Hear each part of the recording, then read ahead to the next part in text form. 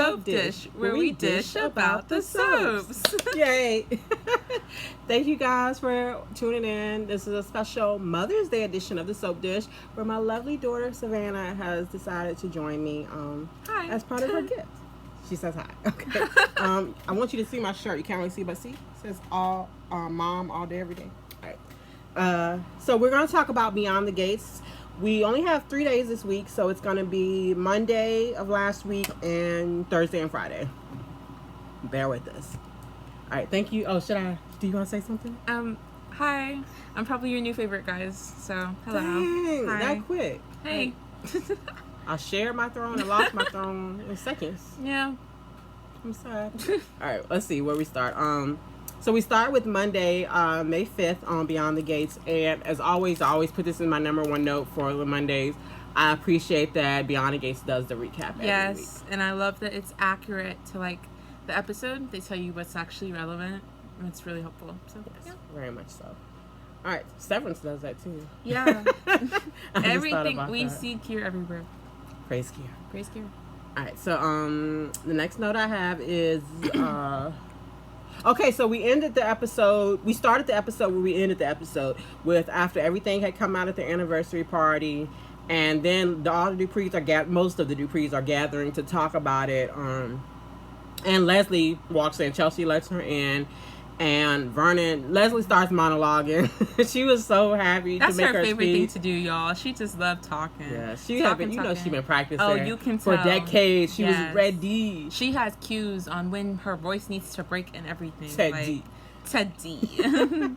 All right, but Vernon kind of other people were like saying stuff in the background, and Vernon was like, "Just relax. She'll get tired of hearing herself talk eventually." No, she won't. No, she won't. Vernon, he's my favorite character. I think he's very smart. I think he's very funny. But Vernon, you were wrong with that one. I like Vernon. Leslie too. does not get tired of hearing her own voice She or been her waiting many for this. voices, might I? That's right. Her many voices. Let's see. We got Dana, Sherry, Anna, then Leslie. We're missing one. Oh no. Well, did we say Sherry? Yeah. Yeah. I don't know. You guys comment below and let us know. Yeah, who we're exactly. missing. But I know there's more. Yes. We probably ain't even seen all the Sherrys yet. The Leslies yet. Teddy is still out here calling her Dana. So Right. I do want them to expand more about that. Was Dana her actual given name? or is Leslie her name? Because I know in my interview, Leslie said she had to change her name because of what Bill threatened her and everything. So I think that's a likely story, but I do wish they would tell us more about that. But Leslie said no she won't, and at the same time you said no she won't, I said no she won't, and all of you probably said no she won't. That was funny. They sent a Martin home after that because he was getting too mad, huffing and puffing. I was surprised he left, to be honest, without a brownie or nothing. Get it? Thank you for laughing. You're welcome. Leslie, she made her speech about everything, how she deserved more, but she did show them a DNA test. And she spoke mostly about her daughter. My daughter this, my daughter that. Oh, you guys need to embrace Eva because she's part of your family. I did all of this to protect her. I did it for her. Now Leslie. I love Leslie though. I love Leslie. I love Dana. I love Anna. I love Sherry. I love her. I do. But girl. Yeah. You do not care about Eva. And we find that out later on. Yeah. All right, so meanwhile, we have Kat and Chelsea. I don't even remember this scene, though. It's so early in the week. Sisterly bonding. I don't remember that.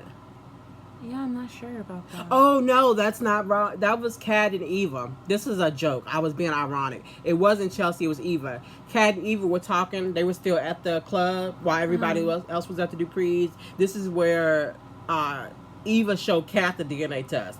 My note should have been Kat and Eva sisterly bonding. I was being silly. Yes. Sorry. I was struggling. I was like, what? When did that happen? And then oh my gosh, Kat like went off on Eva and called her a curbside delivery daughter. I was like, damn, we daughter dashing over here? That was wild. That was tough. Listen, my relationship with Kat has been very much up and down because my whole thing with Kat, our whole thing with Kat, is she's right about everything, but it's like she never has any reason to feel the way that she does, so she's just kind of mean and happens to be right. But at the same time, she's so funny. Like, Kat is hilarious. I really want I really want Leslie to be Kat's mom. I know a lot of people want the twin story where Eva and Kat are twins, but I really want Kat to be Leslie's daughter because I can't, you guys know I'm a writer, so I keep trying to write a story, a version of the story where we get to keep Leslie, and that's, so far, that's the best one I've got. That Leslie had Kat, Nicole had Eva, she switched them, and, you know, Kat's gonna get sick and need some type of transplant later on, so we get to keep Leslie around. Yeah, I want Leslie around, and I want all of the Leslies. Yeah. I love her so very much. That would be good story for Kat to not only have to deal with the fact that she has this sister, but now like her mom isn't her mom. Like we would finally get to see more layers to Kat, and I would appreciate that. And like, I'm already starting to kind of sympathize with Kat, especially with and I'm not gonna call him Tomas because he didn't earn Tomas. Damn. Little Tom Tom. Yeah. Tom-tom. Yes. With the way he's treating her and acting toward her and Eva, I do already feel some sympathy for Kat, but I would love for them to expand on that, and I think your storyline would help the audience do that. He called between sisters, but he put himself between sisters. No, like he inserted himself directly. Yes. All right, let's see. Eva tells Kat that she loves Nicole and Ted, which I think she does. She did grow to love them. Yeah. It's kind of hard not to. Yeah. They were so good to her. They were for like so no reason. good to her. I'm still waiting on my Nicole and Ted out there. Oh, Kat told Eva she was just like her mama, and that hurt. But I was like, you know what? That's your mama. That's your mama. And you might be like your mama, who is Leslie. And then I said I ain't mad. I'm ugly when I cry. You know, Eva's a beautiful girl, but she does not try to cry pretty. Yes, and I appreciate it. She just can't happen. She can't help but be pretty when she cries. So it's still beautiful, but she was frowning up and everything. She was crying. I appreciate that. Yeah, she was crying. And there's some other actresses out here who could take some notes. Hello. Who are you thinking about? I'm thinking about Christina from General Hospital. Think about Trina from General Hospital. Woo, we love Trina. All right, next. Nicole. Okay, so we have the scene between the big confrontation, one of the big confrontations between Ted and Nicole after everything came out back at their house. And Nicole says she didn't know who Ted was. I really appreciated this scene as someone who's gone through, you know, pregnancies and loss and things like that, where Nicole said, my body was betraying me. That one line and the angst behind it, like it was so much depth to it, to where if you know, you know. Like she felt like she blamed herself. It was something that was in her control. I just feel like the writing, and I generally like the writing in Beyond the Gates across the board, but that scene, it really, so many of these scenes have touched me. And we kind of really get to see, okay, so like a big part of Nicole and Ted's like whole thing is that they're like this star relationship. Like their relationship is pretty much only second to Anita and Vernon, and that's pretty much introduced to the show with Andre's documentary about their love story. And like we get to hear about how during her miscarriages they had a rough time, but they were still like this all-star couple. So the betrayal she's feeling is probably, well, obviously magnified like times 10. And I don't think that Ted Dees, I don't think that he is like acting as sorry as he should. Like I think that he's kind of like, oh, it was long ago, please forgive me, I love you, I'm still the same man. I don't think he like understands or cares to understand the layers of the betrayal. Y'all, she's 17, so she don't know how they be yet, but that's pretty accurate to how it be. Hopefully she will never learn that lesson. But yeah. Yeah, very much. That's where the words manipulation, gaslighting, they come from something for a reason. And they're so overused, but also, are they overused or accurately used? And we're just not ready for that conversation. All right. I'm talking crap about Ted, but my next note is that they were his babies too. But he's not showing that pain and suffering. But he was too busy hiding his pain and suffering. But I do think that may be realistic to... I'm generalizing stereotypes here, but that may be realistic to how men in those situations carry that loss, you know? Instead of actually going through those feelings and dealing with it and processing, they can just look for something to distract them. Poor Dana. I mean, Leslie. I mean... all the names, all the aliases. Oh, and then I just wrote that Ted Nicole is right. Ted knew Leslie was around and didn't say anything. Even though this betrayal was years ago, like, he knew he had been talking to her. He knew that she was pretending to be Sherry, and he did not care enough, did not think wisely enough to at least come clean to Nicole to let her know. And like again, going back to the layers of betrayal, because I forgot what Leslie did to Nicole. Going on that roof, acting as though she was about to jump. Do you know the stress that probably put on Nicole? You know Teddy knew about that and still didn't tell her. So she's going through the miscarriage knowing you were cheating on her. You're so blasé about it. You knew that she was walking around, and she put the stress of a near suicide, an attempt on Nicole.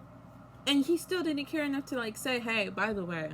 And that's good that you brought that up. And every conversation they had, because they talked about Sherry and how he wanted her to leave him alone. And he was like poking. He would talk about Sherry, but not. He wanted her to leave. And it's he was talking about Sherry to figure out if Sherry had told anything. You know what I'm trying to say. And that's all those things are what Nicole is replaying in her mind over and over now. So when Danny, I was so mad at Danny when she like tried to like defend him. When all these people are trying to like defend him, I'm looking at you, Andre. Like, right. Stop it. Stop. Like, it's not like that's not what Nicole needs. And even if it does get to the moment where I know we like just talking now, where it gets to the point where she is able to think about the good in their marriage and weighing it out and whether or not she wants to try again. Like, this was yesterday. She just found out this shit yesterday. Give her some time. Let her be mad. Let her break some shit. Y'all let Danny be mad for months. Ooh, Danny's still mad. And that's valid. I'm a D1 Bill hater. Okay, I get it. But like, give Nicole some time. Nicole, give yourself some time. Right. Dang, like, slow down. Feel what you feel. Like, yeah. But in that same conversation with Ted and Nicole, she says, she talks about all the stuff in her mind and says every time she went for her checkup, ladies, we go for our yearly checkup, that she always told the doctor, like, no, it's not possible I could have an STD. And now she like, damn, I was stupid. Because she don't know. It's always possible. And this is like what we were saying a minute ago, but everyone defending Ted is saying this one mistake, this one time, for all these other years he's been all about you. Why are we assuming that? Exactly. If he can lie about this, and it's not just one singular lie, it's a lie that he's been holding for years. If he can hold this one lie and then act blasé about it after, he can be lying to. He's been lying to you every day. Who's to say that's the only one? Yeah, he might have more babies out here. There could be a ton of Danas. There could be a ton of Sherrys. Like we don't know. There's no way to trust him now. Yeah. That trust is broken. And that's the point. Granted that's not what we've seen. But we don't know. We don't know. We don't know. And I mean, it's probably best to keep that storyline open, honestly. Yeah, it's because in 2 years we might come up with another sister, another kid, another brother. My notice just says "fix your lips." I just love the dialogue, and I have this note all throughout. But I always love Beyond the Gates dialogue. I know some people probably think it's like ghetto. Yeah, it's trying too hard to be like young and hip. But I like it. That's stuff you say. Fix your lips, fix your face. That is very cultural. That is how, apparently, no matter the income level, that's how we talk to each other. I will say, as a young person. Yes, young person. I love the dialogue between everyone except for, oh my gosh. What's Martin's, Smitty? Smitty. I love Smitty. Martin and Smitty's kids. Oh. They try too hard. They try way too hard. But everybody else, Vernon, like I said, he's my favorite character. Let her cook. Let her cook. Like, I love the dialogue. But they need to work on stopping making the Gen Zers sound as a Gen Zer. Yeah, I think that they're trying so hard to write for young people. With them, but it's like, y'all already got it. Yeah, just talk like that. Everybody can talk the same. So right. I mean, you got Vernon saying let her cook. Everybody's hip. Like. Right. So Nicole sends Ted to the hotel, and he was like, "For how long?" I was like, That's what I'm saying. How long the nerve. You been lying for? The nerve. You're lucky that that she didn't say indefinitely. Right. Like, how about you shouldn't have even came. Like. I would rather him come than not come. He needs to show that he's like trying, but I also agree that like the audacity. Tried. You know. Ooh yeah, like actually tried. All right, so then we have Martin coming home. He's throwing the books. I'm like, what the books do? Right? I'm an avid reader, guys, so like that kind of hurt me a little bit. Like those books did not do anything to you. And then Smitty comes home right after him. Doing damage control, as always, it seems like. Yeah, and I know I just fussed at Martin for throwing the books, but then it was like Smitty was acting like Martin was doing too much. I was like, damn, let him be mad. Like, I can judge him for throwing the books, but Smitty, you know your man. You know he be throwing shit. Yeah, this is what I think, and I'm on Smitty's side with this. I think that he probably saw that, and he probably wasn't thinking necessarily you're doing too much. This could lead to you doing too much, because he knows his husband, and he knows Martin. And, like, I feel like if Smitty hadn't calmed him down, Martin would have done a lot more than throw those books. That's why they didn't want Martin to know where Ted was. Because Martin is just a ticking time bomb. Yeah. Yes. All right, but they cleaned up the books together, and then Martin picked up one of the books. He's called Invisible Man. This was sweet. Yeah, it was sweet. And then Smitty looked deep into his eyes, was like, I see you. You are not an invisible man. That was a sweet moment. I do like that we get those tender moments between them, because so much of what, from my perspective, what we see between Martin and Smitty is Martin and Smitty like, yo. So I like, and that still was that kind of moment, but I like the softer romantic moments between them, like the lovely moments, because that's not mostly what we see between them. And, like, then there was, like, Anita was singing, and my mom says that this is, like, old school, which is pretty cool. But I loved it, because then we kind of got this, like, montage of different scenes with everyone. And, yeah, it was really sweet. It was really beautiful. Yeah. If you guys are older like me and you remember, like, soap operas throughout the decades, that scene, those type of scenes are very nostalgic. That is very traditional soap opera-ish to have, whether it's someone singing or music playing and showing like where everyone is at that moment and all the angst and heart. It was like, I was so happy to see it. It was very sad and very heavy, but like when I experienced that scene, I wasn't just experiencing Beyond the Gates and all of their trauma and suffering. I had One Life to Live in my mind. I had All My Children in my mind, Port Charles, all the shows from back in the day in my mind, because that's something that I haven't seen soap operas do. Can you recall? I know you don't watch all the soaps, but can you recall something like that before? Before Beyond the Gates? Yeah. That's what I'm saying. Okay. This is when my love for Leslie went from this to... I still love her. Look, during the montage, right? Eva is crying her poor little eyes out. Yes. At the door that's locked. Leslie's sitting there, cozied up with a glass. Excuse me, I don't drink, y'all. She's 17. Yes. A glass of wine, watching, waiting, knowing that the door is locked. After, like, that entire speech that she gave to the Duprees, talking about, oh, like, this is for my daughter. Y'all need to embrace my daughter. I love my daughter this. I love my daughter that. But you're not letting your daughter in the house. No. Like you said, she was in her robe. She was posted that way for her to come home. She was waiting. She gained joy from that. With the chain on, just to be able to take pleasure in her not being able to come in. That was cold. Leslie, like, I love you, Leslie, but damn. But Leslie. That's not Leslie. That's some Dana behavior. Yeah, and I didn't take notes for everybody where they were on the montage, but the one, besides Leslie with Eva, the other one that touched me, well, moved me, impacted me emotionally, I won't say touched me, was Kat on the sofa holding her mom. That was so sweet. Because, like, as a mom, like, you hold your kids, you don't necessarily anticipate the moments where they hold you. So, okay. Thank you. Am I so comforting? Yeah. So that was sweet for me. All right, so that was all we have for Monday. Let's get to Thursday, which was the 8th. Thursday, May 8th for Beyond the Gates. Oh.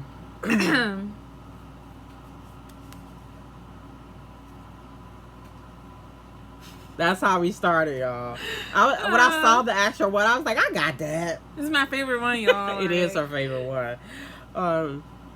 So Eva's at Nicole's office, assuming, she said she assumed Nicole was at work. I'm like, you think she went to work? After all that, you think she got it? Was like, let me go to work. But she was packing up her stuff, and she looked, longingly at the Febreze, and we all got a chuckle out of that. As one does. I mean, it's the Febreze. How can you not? I know, like, and I don't know, you probably don't like to see all of this, but a lot of people, like, on social media, they make fun of Beyond Gates for their product placement. I think it's so quirky and funny. It's funny to me, and, like, we gotta pay the bills out here. That's the reason we got these nice sets and we can have, like, these fancy clothes. It's the reason they can say TikTok and Netflix and da-da-da-da-da-da-da-da. It's the reason the show is hip. And every time I watch the show, it reminds me, no, it just astounds me that Bold and the Beautiful was ever considered modern. We talked about this, guys, but, like, that's what she said. She was like, to her, from her point of view, and I guess mine too.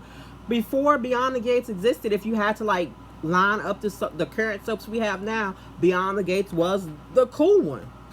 Not Beyond the Gates. Bold and the Beautiful was the cool one. It had young people. Wow. But she's not wrong, and that's crazy to me. But here we are. Thank you, Beyond the Gates. Yeah, it's crazy. All right, so Nicole comes in, and she doesn't blame Eva. But she's obviously upset. She's like, "Why are you here?" Yeah, and that's when Eva said she thought she was at work.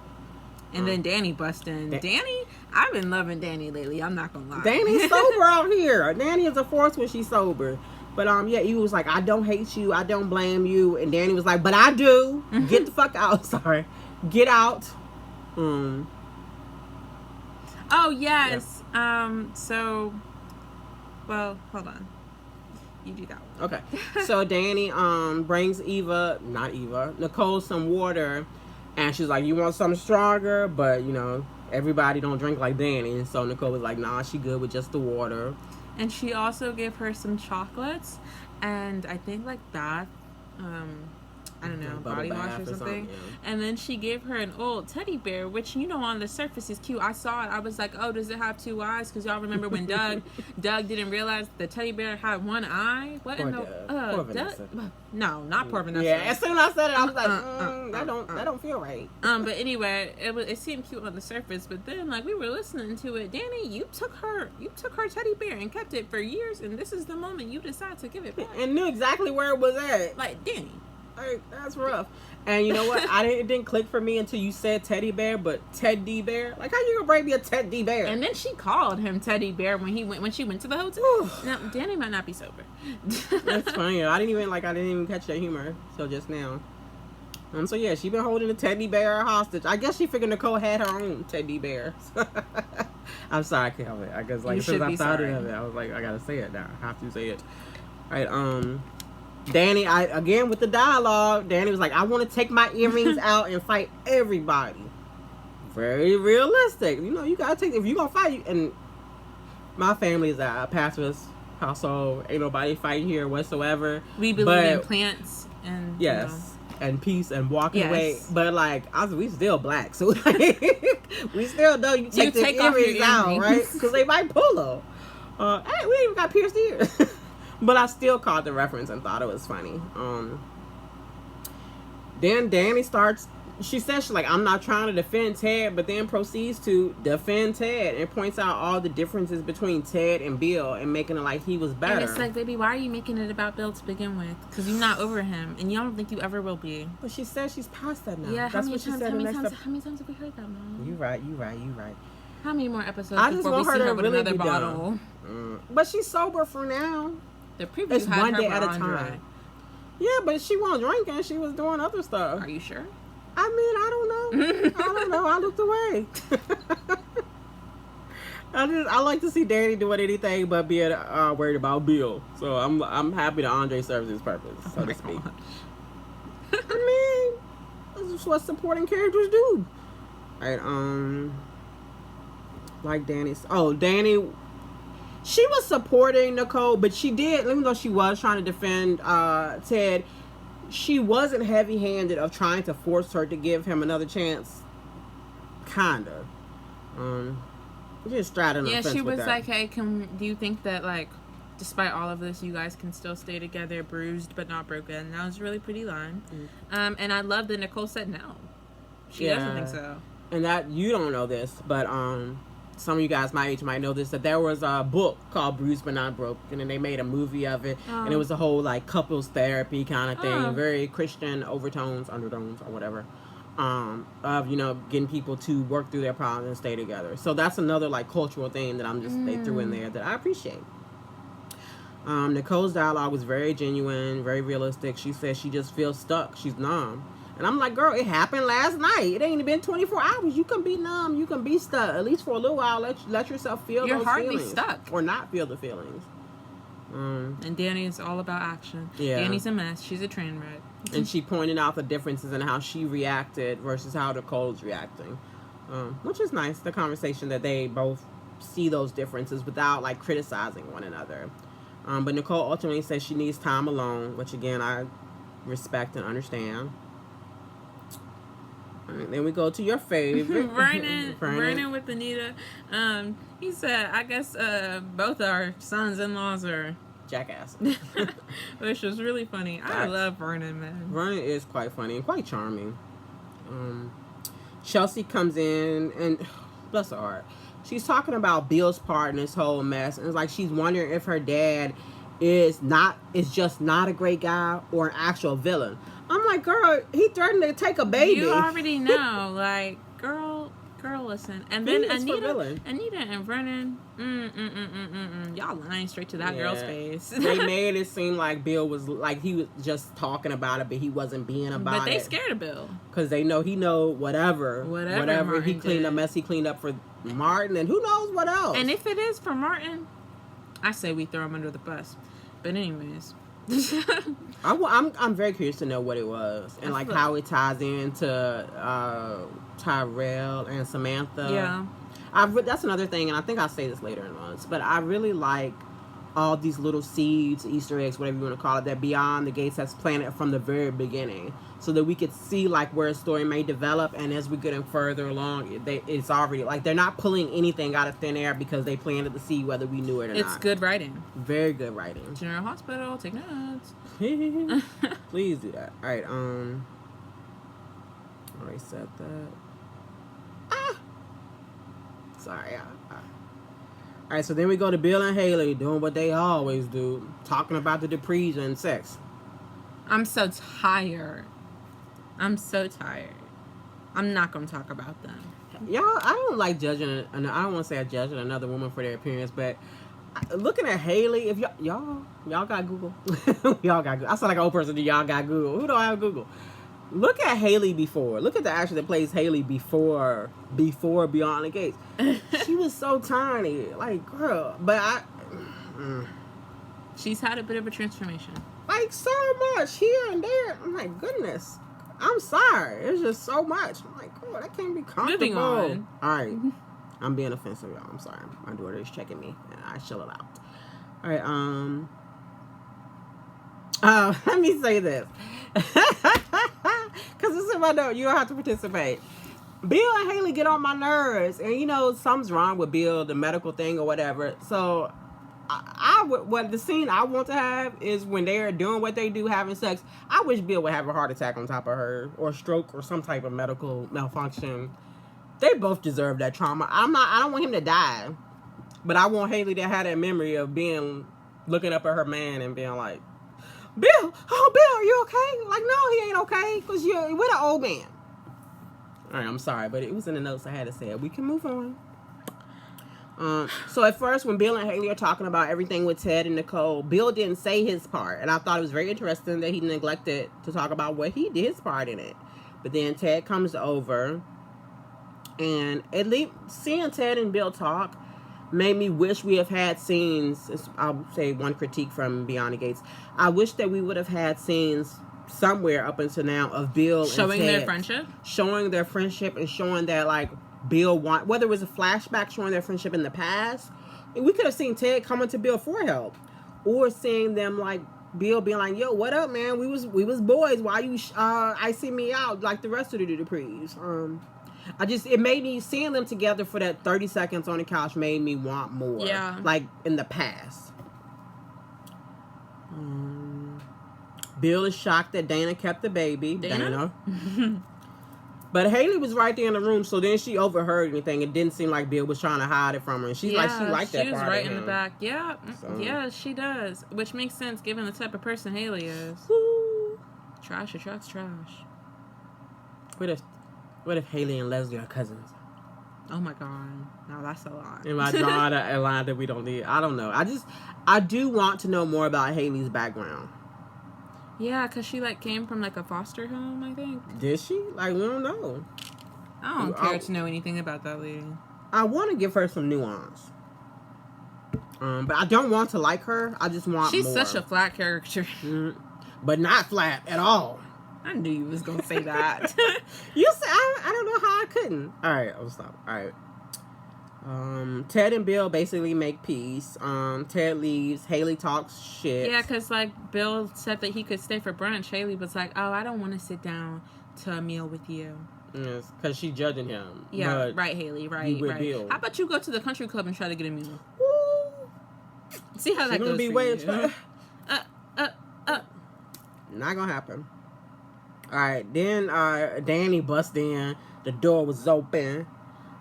She said Haley should leave because the adults need to talk. And then she said, you adulting? Funny. And Danny said, thank you for your input. I'll let you know when it's needed. And walked her ass off. And then she left. Like, and I know I said this. I really wish we would have had a scene when Danny and Bill are talking, which is later in my notes, where Haley was like peeking around the corner, listen, because with everything I know about Haley, there's nothing that convinces me that she was not eavesdropping. So I just wish that we could have seen her in the background, because I know she was listening. She was like, you know where I'll be waiting for you, implying she in the bed waiting for him. She was right there, because as soon as Danny left, she came right there. All right, then we go to Tomas and Kat. All right, so we are talking about Tomas and Kat. I still gotta call him Tomas. Thomas, little Tom. They are. Where are they? Uptown. I'm not sure. We'll go with it. Okay, I trust you because I don't remember it all. I said I hate. No, Kat said she hated. This is the first time ever where she like hated that she was right, and I was like, girl, hated that she was right. I was like, I know how that feels. Every once in a while, when because you write so often, but then like you actually don't want it to be true. So it's like, what? I actually identify with Kat in that moment. It's so weird, so bizarre.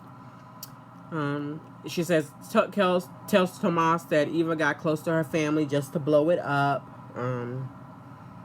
She called her evil Eva and loony Leslie. And that reminded me of Lunatic Luna from Bold and the Beautiful. Oh, I do remember Lunatic Luna. I wonder what she up to, but not enough to watch the show. I do not care. I do not care. Kat tells Tomas that Kat tells Tomas that Martin can get to know Eva if he wants to, but she doesn't want anything to do with her. And Tomas has the nerve to say that Kat should be mad at her dad and not Eva. And to a degree, I agree with this, but not in the same vein as what Thomas is saying, because Thomas is only saying that so that he can still stay close to Eva, because he wants both of them. Yeah, that's what it seems. He's a dog, and he's not cute enough to be one. And he ain't got no money. That's the other thing. Like, and he worked for Bill. He may have some money, but he don't have enough money to be like that. Not that I'm mother of the year over here, y'all. Not that you take a man being a dog for a buddy. This is soap opera world. Exactly. Right. Kat basically begged Tomas to leave Eva alone and stop trying to be friends with her. But before he can respond, his phone vibrates and it's Bill. Bill needs him at work. How convenient. Yeah, he might have timed that shit out perfectly. All right, this is something you pointed out. Say cool mug, but it's cool mom. Leslie, you saw her mug say cool mom. Yes. In her fantasy with Tati, she's holding a mug and it says cool mom on it. Now, girl, we understand why you only had that mug in Fantasyland. Yeah, Ted's thanking her. Said his biggest mistake was letting her go. I was like, girl. She said, is this really happening? He said, no, of course not. You thought I'd really want you after everything you've done? Like, no, that stunt you pulled? Even like in her fantasy, like reality and rational thoughts creeped in. Even crazy Leslie knows she crazy. He said, you're a monster. She woke up with a start. Yeah. Okay, I didn't talk about this, but I put it in my notes. So Leslie cutting up the bananas to go in the cornflakes, that gave me so much nostalgia. I think I used to do that. Yeah, I didn't know if you would remember. So much nostalgia. Growing up, like, we did that, and it was just like, I don't know. It was just, I was just smiling at it for no reason. Then later, I was looking at the same. I'm like, girl, you gonna put that milk in the refrigerator? That shit been sitting out all this time? this how shit go bad, and the banana be started turning brown. But for first, I appreciated just the little touches. And I appreciate. And then Eva comes home, and Leslie sitting there goes, Ted, girl, you crazy, like you crazy, like you're actually insane. And then, like, I didn't note the dialogue, but she's just talking down to Eva very condescendingly the whole time. I love the way that they went back and forth. Like, she walks in and Leslie is just, like you said, yelling at her and talking about how Ted didn't care about Eva at all. And that's when Eva kind of breaks and she finally talks back. She's like, the only reason he didn't care about me is because he didn't know I existed. And that's because of you. And I just loved, like, The only thing I would have liked more is if at some point she sprinkled in a little girl in that dialogue. Well, she did. She did. I don't know if she said little girl, but she was like, "Oh, did you think that?" No. Maybe talked to her like that. Maybe Nicole can adopt you. So cold. I don't know. I hope that we get to find out because they soaps don't always tell us what scenes they submit for Emmy nominations, but I really hope that that's on their reel. I hope that, and you have to.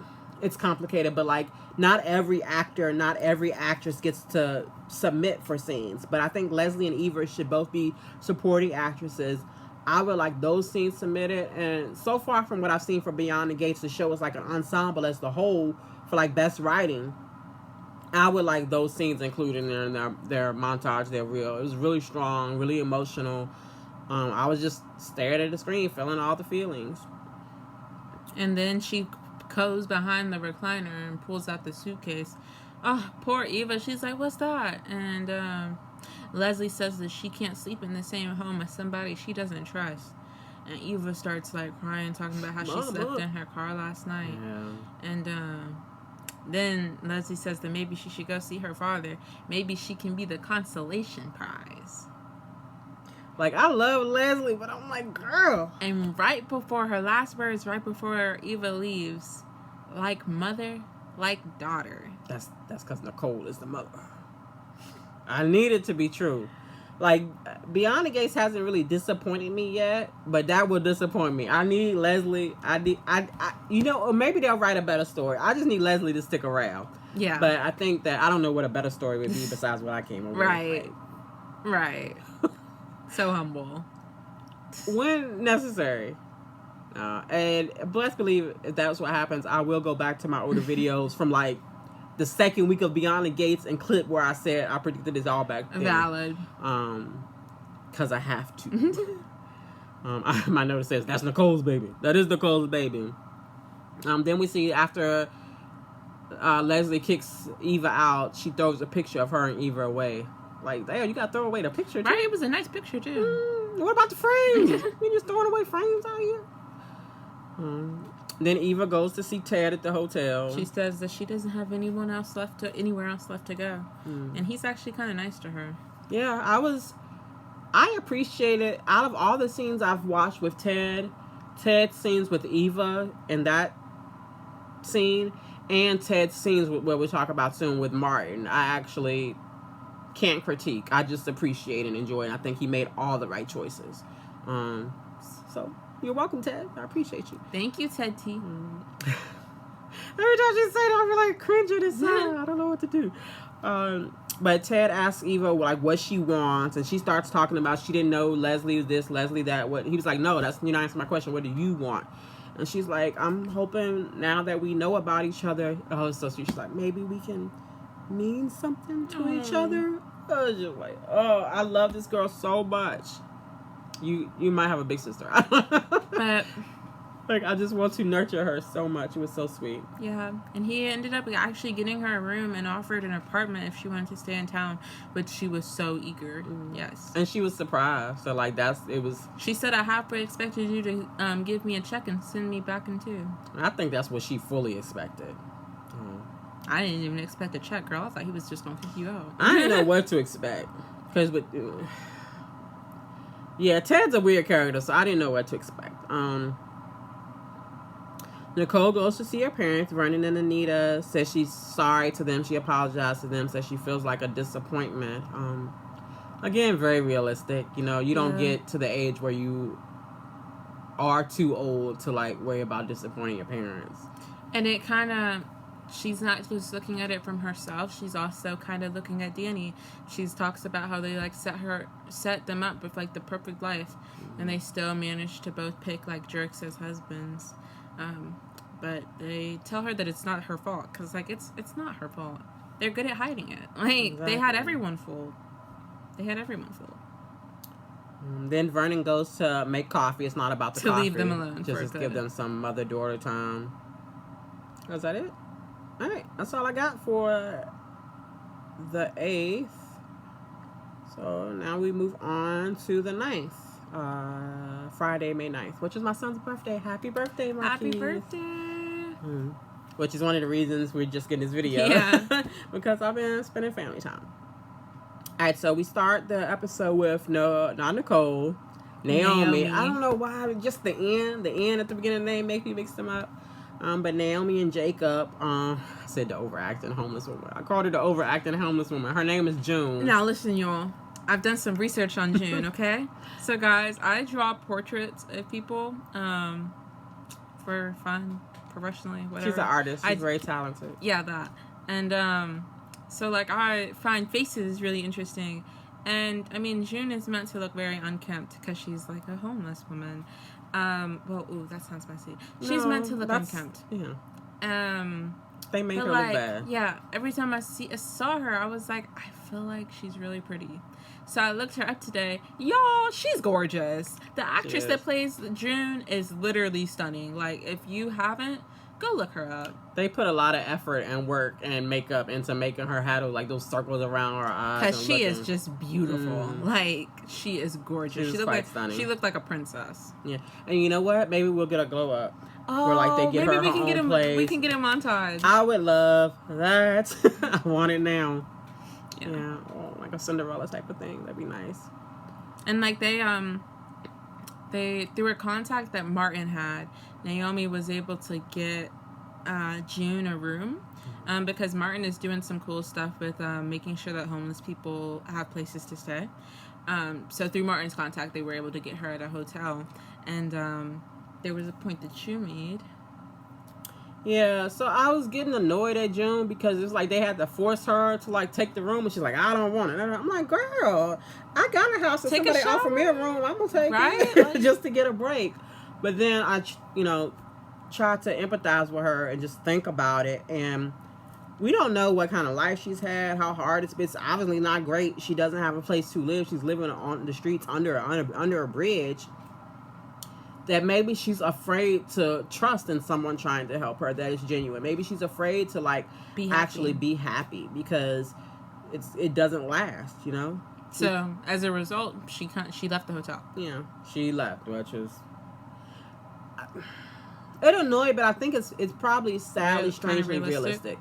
And like I think the story in itself is realistic. I want different stories for Naomi, to be honest. I wanted to see her and Bill against each other in court. Yes, it made me so mad when she had the nerve while she was talking to June at the restaurant, saying that June will soon realize that she doesn't ever give up. Girl, you literally gave up the one case we've seen you handle other than this. Yeah, it's settled very quick. But like as in my past life, I've worked with like the Department of Social Services and different type of people, and just seeing like after COVID what they're doing is a real thing, like where you had all these empty hotel rooms with nobody staying in them because everybody was afraid of COVID. So they did I won't say turn them into shelters, but open those rooms up, and we found like grant money to pay for them. So I like, as much as Beyond the Gates, with conversations between Vernon and Anita, they talk about like social justice and stuff like that. I like that they weaved it into an actual storyline that is very realistic and is happening. It's pretty cool. It makes me see a better side of Martin. Yeah, that he's actually doing something really cool. Yeah, so I do appreciate that. I want more for Naomi, but at the same time, I appreciate it. All right, we have Anita. After Vernon comes back and nobody wants coffee, then Anita says she's going to go fix her face. Vernon's like, ain't nothing wrong with that face, girl. But she gives Vernon and Nicole time alone as well, which is sweet. Nicole says she thought Ted was like Vernon. She was stupid. And, just like Anita said, she's like, stop blaming yourself. This is not your fault. And she says she has to stop hiding. She's got to go home and stand on her own feet. We were sitting there like, girl, it's been a day. It's not been even 24 hours. Like, you can stay with your parents. Breathe. Well, I would have stayed up on that couch. Like, it's okay. Like, but I think that just goes to show, like, how strong Nicole is used to being, that she doesn't, like, know how to be weak. Yeah. Which is sad in itself. Oh my goodness. Later, Danny pops up and she's talking about, she walks in the middle of Ted and Vernon. Vernon and Anita talking about how they're gonna beat up Ted. And then she walks in and says, well, I just ripped Bill a new one. And then she rants about how, like, she doesn't understand why it was a bad idea. And then she says, anyway, I'm done with him. Girl, lie. Hopefully. Lie. I have faith in Daddy. She can lie to herself. She can lie to Vernon. She can lie to Ted. But she cannot lie to me.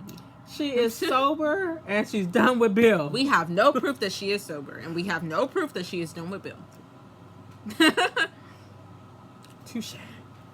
Alright, Vernon said Danny seems happy, and he said, did Rowena make promise to save you some of the apple crisp? And I don't know if you've paid attention to this, but the apple crisp has come up, like, since the first episode. Oh. Whenever the family is more than, like, one member of the family there, Vernon talks about Rowena, their, I don't know, cook, maid, whatever, and that apple crisp. So I like the consistency there. It is very nostalgic, very vintage soap opera-ish to have, like, a cook or servant that you never see until one day we do. So I'm looking forward to that day when we finally get to meet Rowena and get to see that apple crisp, because it'll happen. That's cool. Yeah, I'm looking forward to see it. Much like you guys watching our hospital, much like the Thanksgivings, the Quartermains with their Thanksgiving pizza, and like how that became a tradition. I think this is also going to be like a tradition. So I like the writers throwing that in there and laying that groundwork. All right. Danny goes to see Bill. This is where the notes are out of order, guys. I'm sorry. But Danny, this is before she went to see Vernon and Anita. She went to see Bill. Blaming him for not warning her about Ted and his part in it too. Yeah, she was like I was your wife. And she's like, you, it wasn't enough to break my heart. You have to play a role in breaking my sister's too. And it's true. It's true. And they're talking, and he's like, she says, you really don't care how your actions affect others. And then he says, by others, do you mean you, since the whole world revolves around you? She said, yours apparently does, because everything you do has an effect on my family. And when we see Bill and Haley, that's all they talk about is Danny or Dupree. Or, yeah, that. The one usually leads to the other, which is weird. But, like, she's right. Then Bill, in the conversation back and forth, Benny says, I'm surprised you still care about me. I think we all collectively rolled our eyes at the same time. It's so annoying. Bill, like, ain't nobody thinking about you. Even if she thinking about you, ain't nobody thinking about you. Ain't nobody thinking about you. And this is where I wish we would have seen Haley in the background eavesdropping. Because I wonder what Haley would think about Bill saying that. Oh, you can still care about me? Because that's basically what it translated to. And she asks, what other skeletons have you fixed for us? Martin! At least. Martin! I think Bill got a lot of skeletons. You know about a lot of things. I can't wait to see. I do think we're going to get the Martin story.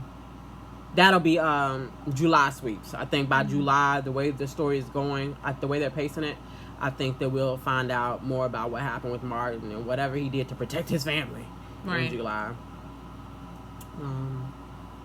I don't know if we mentioned, no, we didn't. We talked about it before this, but we were talking about like our favorite scenes from the week, and we both agreed that the scene between Danny and Bill was such a good, like, back and forth. It made me mad because I hate Bill and I love Danny, but the back and forth, the discourse was beautiful. It's good soap. Very, Perfect. Very good soap. I was just like, I was riveting. I wasn't even really taking notes. I was just like, like a tennis match, watching them go back and forth. And then Danny says, stay away. She's, exiting. She's like, well, stay away from my family. And Bill he said, wasn't it clear I wanted out when I left you? I was like, this is why I hate your ass. But then she said, I can't believe I ever loved such a soulless man. And he looked a little bit hurt. I was like, Bill, did you think you had a soul, Bill? Right. You threatened to kidnap a lady's baby. And Haley would be like, that's what I love about you. what you're willing to do to protect your family. Baby, he ain't got a family. His only family is you. Hence why he acts the way he acts. Right? That's a whole nother storyline that we can Where open are his up. parents? Who is Bill's family? They probably left him. And you know what? I don't like this, but as a writer, that tickles the part of my brain that gives me good story is that if we ever get to see how Bill and Haley fell in love, maybe that's something they connected with in each other. They Maybe both, Bill like, doesn't have a parentless? family. Yeah. Maybe he understood, like, she was alone and he saw that. Like, they could make it more romantic. Still predatory. Yeah. But He knew her as a child. Yeah. Well, you're right. I'm going to stop trying to defend it because I ain't defending Bill. That was a bit too much for me. All right, then we have Oh, this is what I was talking about with Martin helping find June. Well, through a contact that Martin had, helping Naomi find a room for June, and that's when we learned about Martin's kind of initiation that he's working on. And that conversation between Martin and Smitty is when we find out that Vernon actually told Smitty not to tell Martin where Ted was, and Martin was so upset. He was like, "I'm not a child," and then stomped away. That's very childlike of you. Like I am not a little boy. Now I'm gonna go find my dad and yell at him just like y'all were scared I was gonna do. Martin. That's whatever. And yes, oh my goodness, listen, Smitty was sitting there with Kat talking like he was so sad. He was like, maybe he's right. Maybe I did do this. Maybe I did do that. We have never seen Martin give Smitty even a shred of the consideration that Smitty gives to Martin. Smitty actually sits there and considers what he's done, even though he wasn't wrong. If Martin should be mad at anyone, be mad at Vernon or be mad at Ted, not Smitty. Smitty was just trying to get good with the family, and he understood, like, because Martin did what everybody was afraid Martin would do. Yeah. And we, like you said, we've never seen, even if we see Martin, like, thinking about what he did, it's just in, like, to defend what he said, like, why he was right, why he wasn't wrong. Smitty actually did, what an adult person should do and reflect and see his side and the other side and different sides. And even he sought feedback from Kat. We have not seen Martin behave in such a manner today. Ever. He's a big fat baby. He like his brownies. Should I say Martin? All right, then we have Andre's going to visit Ted. I can't say poor Ted, but Ted was getting visitors back to back. Real. It was like everybody knew what room he was in. Not Martin. Andre comes in with a bottle of liquor. It was like, I brought you this. I was like, okay, I get that y'all rich, but you still a black man in Baltimore. You just walking around with a bottle of liquor? All right. Where they do that at? I can't see it. He says he has no idea how to help. No, he has an idea. Oh, he has an idea. I was like, I don't know. Yeah, he has an idea, and then he goes to see Nicole, which did not much help. of an idea, No. Andre. But Andre then, needs to mind his business. right? He needs to mind Danny's business. That's all I need to see Andre doing. That's what I like Andre the most, when he is helping my girl not think about Bill. But then we see Martin is the next visitor. He goes to see Ted. He's mad at him, disappointed in him. He talks about how he thought he was a great dad. Ted supported him when he chose the debate team over sports. And then I hate when people do this, when you're kind of in a confrontation and then Ted was like, yeah, you were great on the debate team. Shut up. Yeah. Oh, Because so you agree with Martin? like what Martin said, you weren't that man. And maybe having a liar as a parent is what made Martin the person that he is. Biology, y'all. Biology. Predisposed. Nature versus nurture. We shall see. So. Maybe that's why Kat is so much like Leslie, because it's her mama. All right. Can't help it. I appreciate it. And Martin says it was all just smoke and mirrors. It was a facade that he put on. I appreciated Ted's face in this scene. Like, Martin was like, what you gonna say? Ted was like, he ain't know what to say. I was like, that's good, because he should know what to say. Like, when you are confronted by hopefully the worst things he's ever done by your child, by the person who used to like look up to you and adore you, what do you say? What can you say? Then Martin stormed off, as Martin does. Danny was next, but I don't have the rest of those notes there, so we'll go back to Haley and Bill. Haley tell Bill she want to be done with the Duprees. Y'all chose to stay in Fairmount Crest. Y'all chose to stay here. Y'all Yes. chose to stay here. Y'all chose to stay near the country club. Y'all chose this life. Y'all chose this life. Y'all could leave. Bill, you are richer than rich. Like, y'all could leave. Go to the Bahamas or some remote island where nobody can access you. Please. And, like, start. What'd she say? Oh, and this, I said this earlier, but I love the storytelling that we've already laid the foundation throughout the beginning of the story for Martin's Secret to come out. And I think that it'll be July sweeps where we get more of that. But then Ted, I don't know if I talk about this later. I'll just do it. Not Ted. Smitty comes over at Bill's. Because Bill summoned him. Bill summoned him, and he's basically, Smitty's like, what is this all about? And Bill was basically like, Martin will know. I'm like, damn, you already know Bart going through all of this, and that's why you choose to, like, poke the bear It's right smart. now? I mean, it's a very Bill thing to do. So petty. Making like, me feel bad for Martin. Look at you. How dare you? I don't want to take it that far. But I feel bad for Smitty. I feel so bad for 'Cause Smitty. Is such a good man. Yeah, and he gonna have to go to Martin and be like, what's going on? And Martin gonna lie. Martin gonna lie. And Smitty gonna let him. Let him. Alright, so then we're back to Jacob. So Jacob comes in the Orphe Jeans and sees Naomi there with Ashley and Derek. And he's like, see, I leave my wife alone for a few minutes and she picks up a couple of strangers. I was like, nah, that's the wrong sister. That's Chelsea. She pick up the strangers.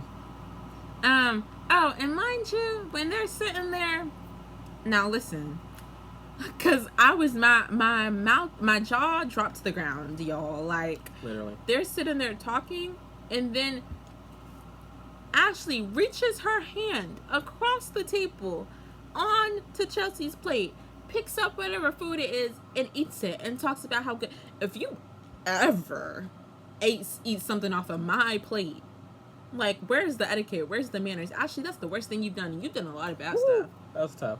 But I don't disagree. I was also like, can we eat her home food? training, Right. at all. Anyways, yeah, that made my stomach hurt. Then we have I don't know. Did I do this in order? All right, I guess so. But I didn't see anything in my notes about where we talked about this earlier. Kat and Tomas were together. Yeah, and but then Kat she had has to leave. So then we see Eva comes in. Tomas, after Kat has left, Eva comes in. She's looking rough, but she's still still gorgeous. beautiful. Right? She's still Exactly. beautiful, but like you can tell she's like been crying and she looks tired. Tomas begs to sit with her, basically. Yes, at first she's like, no, and then he's like, well, you know, but if you don't object, and then sat himself down. And proceeds to call her names, malicious, vindictive, something like that. Yes. And she was like, damn, all right, I'm gonna just go. And he's like, no, stay. And like grabs her hand. And he's like such a dog. And like she has her hand on the table and he like pulls one of these. You was literally doing that same thing to Kat like 5 minutes ago. I watched you. He ain't putting on hand sanitizer or nothing. It was back to back. And Kat saw. And we were hoping that Kat would see you like, oh, she come back. Look, hope she no, come that's back. exciting, right? She gonna yell at Eva so loud, Yeah. and she's gonna take Tomas right back because some fantasy is gonna tell her that he's so sorry, just like last time. And Kat is not that Eva is like manipulating him or whatever. But we saw that's his not what hand happened. was on hers. Eva was minding her own business trying to eat something. She was just hungry. That's She just it. needed a bite to eat. She would probably wish she was getting room service now. All right, then we have where Andre goes to visit Nicole with his idea to help. What was that idea to help? I don't know. Talk up Ted, I guess. Because in my note, I put he lets it slip that he knew about the affair, but it didn't feel like a slip. It's like, what was your plan? I don't know, man. But I felt bad for Nicole in that scene because it's got somebody else defending Ted again. They go back and forth, and again he's defending Ted, and she doesn't forgive Ted to Andre, but she basically forgives Andre for him knowing because she's tired. She's tired, and she doesn't want to keep being angry at everybody. And that scene basically ends when Vanessa comes over to see her bestie, and she's hugging her, and they talk for a while, and then Yeah, Nicole is, after Vanessa leaves, Nicole is getting some groceries delivered. But it's Leslie. And Leslie want to walk in and say, are you hungry? Sorry, I didn't think to bring any food. Crazy as hell. But we did like that Nicole said, how did you get beyond those gates. Yeah, I was like, oh, I see what you did there. I like that little. But Leslie's like, there's something you need to know. And what I would love it to be that she needs to know is that Nicole is your baby, and I took Kat, but it's too soon for that. Yeah. Even though if that's true, it's too soon. It's gonna be something different. And after we saw the previews for next week, where Kat is talking to Leslie, and she says, she's accusing Eva of being the one that ran Laura off the road. She's like, wait, so you're saying, so that means that Leslie basically just... She might. I wouldn't be surprised because she's mad at Eva for embracing her new life. Yeah, turning against her, picking her other family. So I do wonder if that is the hint that Leslie's going to throw out to Nicole, that there's something you don't know about Eva. Or something like she's dangerous. And in the other, for next week, we have Nicole asking Danny about how well she knows Andre. And then we see a clip of exactly how well Danny knows Andre. Yeah. Leslie is confronting Eva about Ted. picking her father and not giving her a second thought. After she put her out. Exactly. You told her to go see Ted. So she did. And Eva, look at how cute her little right? pink Pink is so cute. It's like, girl, you look fly. You where you belong with the Dupree/Richards now. With Leslie Tati. Mab. And I don't understand. That's why I think Leslie gotta have some more up her sleeve. She got like ulterior motives. Because she want that money for her to be pushing Eva away. It's just not smart. Yeah. I think we're definitely gonna see more of Leslie. I hope so.